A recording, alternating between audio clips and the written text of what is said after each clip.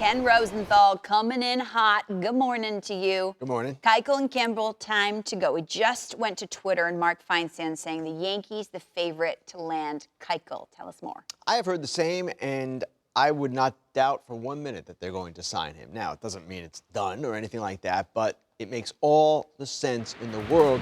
Look who they've had on the DL already this year. Well, as of right now, Severino's still on it. Loizaga's on it as well. Jordan Montgomery, they're still waiting for him. Sabathia has been on the DL. Paxton has been on the DL. Herman's going to have an innings limit. Yeah. This team needs another starter. And while they've been good so far and everything's going really well for them, Dallas Keuchel should fit. Now, in talking to some baseball people over the weekend, they raised the question again. Why did not Houston bring him back? What's going on with him?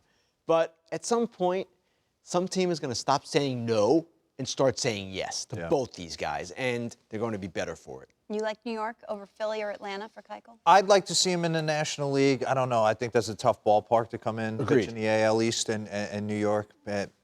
But keep this Did in in that mind. wild card game. Shoved. I'm all in on Dallas Keuchel. I just think there could be better Couple fits things, for him too. personally. Ground ball guy, no question. That plays in Yankee Stadium, and their infield defense is excellent. And he's one of the underrated things about the Yankees season.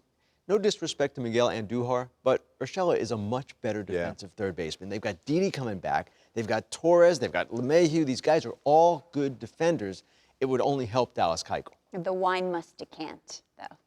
The wine must decant. That is what Scott Boras told J.P. Morosi yesterday, and my reply to that was, It's been decanting for 7 months. Oh, now, man. I understand the draft pick's gone. It makes a difference, but it's a funny line by Scott. Yes, it was. What about Craig Kimbrel? There were ties to Chicago. Then it kind of faded away. Now it's back to the forefront. Is that the case? Well, this one is really curious, and it's a little bit harder to figure, quite honestly. I still hear from clubs that he wants a multi-year, that the demands are high, et cetera, et cetera. This is what we've been hearing since November. At the same time, without the draft pick, without the accompanying pool money being attached to Kimbrel, you would think that now things would heat up. Now, the Cubs are interesting, and I reported this over the weekend. So Ben Zobrist has not come back. He's been on the restricted list since May 8th while going through a divorce. And Joe Madden told the Chicago Sun-Times last week that at this point he has to assume he's not coming back. It sounds crazy that he would miss the whole season, but the bottom line is, if that is the case, Cubs are going to save $9 million.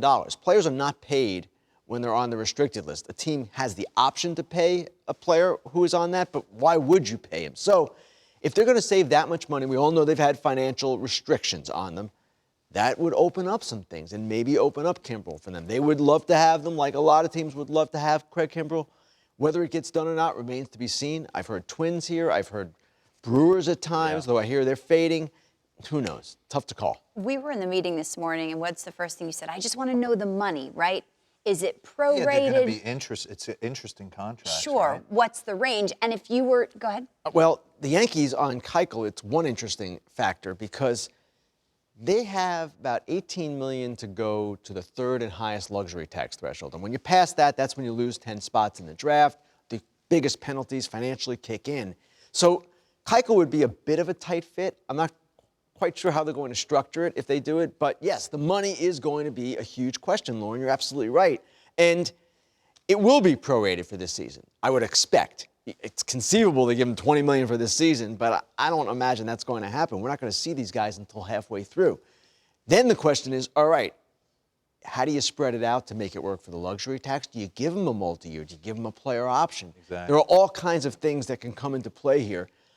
I'm not sure how the structure is going to look, but I would expect we're going to see some creative things. Okay, you think it's going to be prorated. What if we were to rewind time? What would they have gotten? Well, Lauren, I talked to an agent over the weekend, and I looked back at what the predictions were for these guys, and the general range for what should have been. In Keuchel's case, over James Shields a few years back. James Shields, 2015, signed a 4-year, $75 million deal with the San Diego Padres. I know everyone looks back now and says, oh, that was dumb. But at the time, James Shields was still highly regarded. Dallas Keuchel, left-hander, pretty accomplished, former Cy Young winner, you would think would have been above that, maybe 4 years, 80. In Kimbrel's case, it's a little bit different. We know the high marks, Chapman at 85, Jansen at 80. He maybe wasn't going to get that because he didn't end so well last year, and Obviously, there are questions because of that, but I would have thought, and this agent said the same, between Wade Davis at 3 years, 52, and Jansen at 80, and then you end up with something like Melancon. Yeah. 4 years, he was 4 years, 62.5, but I was thinking 4 years, 68. Obviously, they're not going to get that now, but it's going to be really interesting, Mark, to see exactly where they land. And keep in mind, too, if they sign for just this year, they go back on the market without a qualifying offer. You can only get a qualifying offer once. You wouldn't want that. Nah, if I'm Dallas Keuchel, listen, he probably has all the confidence in the world, but this has had to ding his ego a little bit. I mean, but we've watched a guy like Kung Jin Ryu. We've watched Odorizzi, even though he touches 95. We've watched pitchers without elite velocity just absolutely dominate the game. So I think Keuchel can come back, and if he's got the late movement that he's always had, he's going to be effective. I think for me, I'd like a prorated with an option, so I feel comfortable and I can kind of just clear my mind for, I know I got the second half of this year and another full season here to kind of reestablish myself. That's how I would kind of. And then the age kicks in, though. They're 31 years old, and you go back on the market at 33. These are all questions the players have to face.